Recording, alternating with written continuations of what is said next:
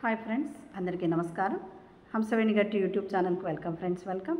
ఇంతవరకు ఎవరైనా నా ఛానల్ని సబ్స్క్రైబ్ చేసుకోకపోతే please subscribe my channel masters. మరి ఈరోజు మనం తనకు తాను తెలుసుకున్న వ్యక్తికి మాత్రమే తాను ఎందుకు జీవిస్తున్నది తెలుస్తుంది అనే దాని గురించి తెలుసుకుందాం ఫ్రెండ్స్.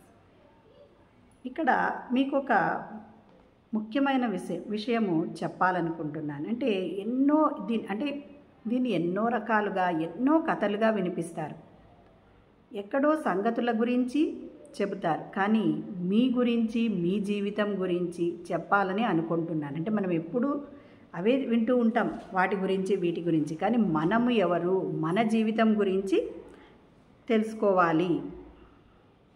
ఎందుకంటే మన జీవితంలో మనమే ప్రముఖమైన వ్యక్తి. మనం ఎప్పుడు మనకు అసలు ఇంపార్టెన్సే ఇవ్వం. నేనేముందిలే, నాదేముంది అనేటట్లు ఉంటాం ఫ్రెండ్స్. కానీ మనకు మనము ఎంత ముఖ్యమైన వాళ్ళము అనేది, కానీ నీకు భగవంతుడు అవసరమని అనిపించినప్పుడు మాత్రమే మనకు ఆయన ముఖ్యమవుతాడు. ఆయన గురించి తెలుసుకోకూడదు అనుకుంటే మీ ప్రపంచంలో ఆయనకు ఏమాత్రం ప్రాధాన్యత ఉండదు. అంటే మనము భగవంతుడిని ఏం చేస్తాము, మనకు అవసరం ఉన్నప్పుడే ఆయన మనకు ఇంపార్టెంట్ అవుతాడు, కానీ మిగతా టైంలో కాదు.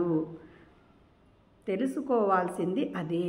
అంటే ఇక్కడ మనం తెలుసుకోవాల్సింది ఏమి, మనము ఆత్మజ్ఞానమే శ్రేష్టమైన విద్య అని మనం తెలుసుకోవాలి ఫ్రెండ్స్. మిమ్మల్ని మీరు తెలుసుకోవడం చాలా ముఖ్యం. ప్రఖ్యాత గ్రీకు తత్వవేత్త సోక్రటీస్ కూడా నిన్ను నీవు తెలుసుకో, అర్థం చేసుకో అనేవాడు. మళ్ళీ రమణ మహర్షి కూడా నిన్నెవరో నీవెవరో తెలుసుకో అని ఫస్ట్ చెప్తాడు పోయిన వెంటనే, అవునా కదా. కబీర్ దాస్ కూడా ఏం చెప్పాడు, తన బోధనలో నిన్ను నీవు తెలుసుకో, అర్థం చేసుకో. ఆత్మజ్ఞానం అంటేనే నిన్ను నీవు తెలుసుకోవడం. మనం ప్రతిదాన్ని తెలుసుకోవాలి అనుకుంటాం. ఇదేమిటి, అదేమిటి, అతను ఎవరు, ఏం చేస్తూ ఉంటాడు, ఇలా ప్రతిదాని గురించి మనకు వివరాలు కావాలి. కానీ అసలుగా మనమెవరో ఎప్పుడైనా తెలుసుకోవడానికి ప్రయత్నం చేశామా? అసలు ప్రయత్నించాం కదా ఫ్రెండ్స్. మరి అలా ప్రయత్నించేదే ఆత్మజ్ఞాన విద్య అని చెప్తూ ఉన్నారు. ఒకటి మనం జన్మించడం. అంటే మనము ముఖ్యంగా తెలుసుకోవాల్సిన రెండు విషయాలు. ఒకటి మనం జన్మించాం కాబట్టి మనం ఇక్కడ ఉన్నాం. రెండోది ఏమి, మనం జన్మించాం కాబట్టి ఏదో ఒక రోజు ఈ లోకాన్ని వదిలిపోవడం. అది కూడా తప్పనిసరిగా జరుగుతుంది. అంటే పుట్టాం కాబట్టి ఏదో ఒక రోజు పోవాలి. కానీ ఈ రెండో మాట చాలామందికి నచ్చదు. అలా జరగకుండా ఉండాలని అనేక రకాల పాటలు, అంటే చనిపోకుండా ఉండాలని ఎన్నో రకాలు కష్టపడుతూ ఉంటారు. వ్యాయామం చేస్తారు, పద్ధతిగా తింటారు, అంతే కదా ఫ్రెండ్స్. బరువు పెరగకుండా చూసుకుంటారు. మనమందరము ఎప్పటికీ బ్రతికి ఉండాలని కోరుకుంటాం. ఏదో ఒకరోజు అంతమైపోతాము అనేది ఆలోచించాలని కూడా అనుకోము. అంటే ఏదో ఒకరోజు మనం అంతమవుతాము అంటే మనం చనిపోతాము అనే దాని గురించి మనం ఎప్పుడూ ఆలోచించము అని చెప్తూ ఉన్నారు. ఆ ఆనందం మీ సొంతం. సరే, ఇంతకు మీరెవరు, ఏ పదార్థాలతో తయారైనారు? ఆక్సిజను, కార్బన్ డయాక్సైడు, మరి కాల్షియము, నైట్రోజను, ఫాస్ఫరస్సు, ఈ మూలకాలతో తయారయ్యారా మీరు? మీలో ఉన్నదానిలో 70% ఏముంది? నీరే ఉంది. ఆ నీరే మిమ్మల్ని నడిపిస్తూ ఉంది, మాట్లాడనిస్తూ ఉంది. కానీ ఇది అద్భుతం. కానీ మనం దాన్ని ఎప్పుడన్నా అద్భుతంగా భావిస్తామా? ఆ నీటికి ఎంత గొప్పతనం ఉంది. ఈ భూమండలంలో కూడా 70% నీరు. మీరు కూడా 70% నీరే. బయట జరుగుతున్న వాటిని చూసి ఆశ్చర్యపోవడం మీ నైజం, కానీ మన లోపల జరుగుతున్న వాటిని చూసి ఆశ్చర్యపోవాలని నేను చెబుతున్నాను.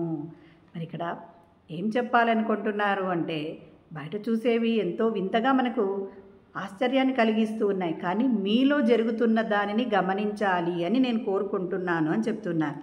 ఏ పదార్థాలతో మీరు తయారయ్యారో బయట ఉన్నవన్నీ కూడా ఆ పదార్థాలతోనే తయారయ్యాయని గ్రహించాలి ఫస్ట్.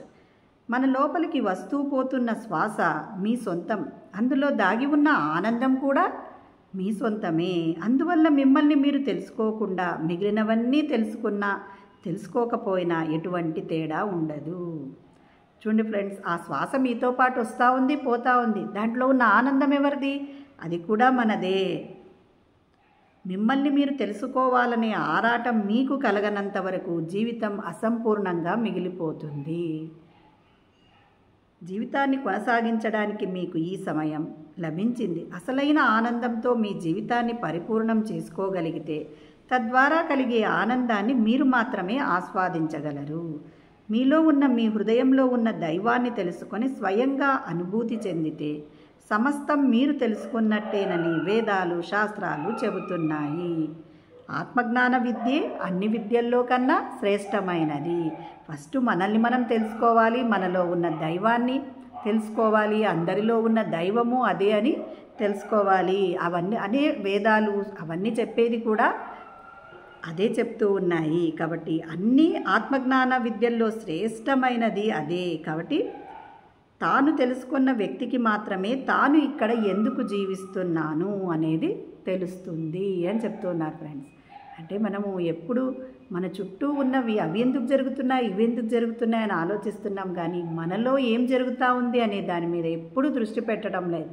మనలోనికి మనం ప్రవేశించాలి. అందుకనే ఫస్ట్ రమణ మహర్షి ఏం చెప్తారు, నువ్వెవరో తెలుసుకో అని ఫస్ట్ చెప్తాడు ఫ్రెండ్స్. కానీ మనం ఎక్కడ తెలుసుకుంటాము నువ్వెవరు అంటే, నేను ఫలానా సుబ్బారావు గారి కొడుకుని, సుబ్బారావు అంటే మా ఇల్లు రెండోది, ఆ అంతస్తులు ఆ సందులో తిరిగితే మా ఇల్లు మూడోది, ఇలా చెప్తూ ఉన్నాం. కానీ మనలోనికి మనం ప్రవేశించాలి. మరి మనలో మన శరీరం ఏమిటితో తయారైందో మన చుట్టూ ఉన్న ప్రకృతి కూడా అన్నీ వాటితోనే తయారైంది. ఇవన్నీ తెలుసుకోవాలి అంటే మనలోనికి మనం ప్రవేశించాలి అని మరి వేదాలు కూడా అవే చెప్తా ఉన్నాయి ఫ్రెండ్స్. మరి ప్రతి ఒక్కరూ చెప్తూ ఉన్నదేమి అంటే, నిన్ను నీవు తెలుసుకుంటే ఈ జీవితం సఫలమైనట్లు, లేకపోతే మళ్ళీ మళ్ళీ మనం ఈ భూమి మీదకి రావాల్సి వస్తుంది. కాబట్టి ఆ తెలుసుకున్న దాన్ని మనం అప్లై చేయాలి. అసలు తెలుసుకోవాలి అంటే మనం ఏం చేయాలి మాస్టర్స్, చక్కగా ధ్యాన సాధన చేయాలి ఫ్రెండ్స్. మరి వేళ్ళలో వేళ్ళు పెట్టుకోవాలి, సుఖాసనంలో కూర్చోవాలి. పైన కూర్చున్న వాళ్ళైతే కాళ్ళు 2 క్రాస్ చేసుకోవాలి, కళ్ళు 2 సుతారంగా మూసుకోవాలి. మన సహజమైన శ్వాసను గమనించడమే ధ్యానం ఫ్రెండ్స్. మరి ధ్యానం చేయండి, ఆనందంగా జీవించండి ఫ్రెండ్స్. Thank you.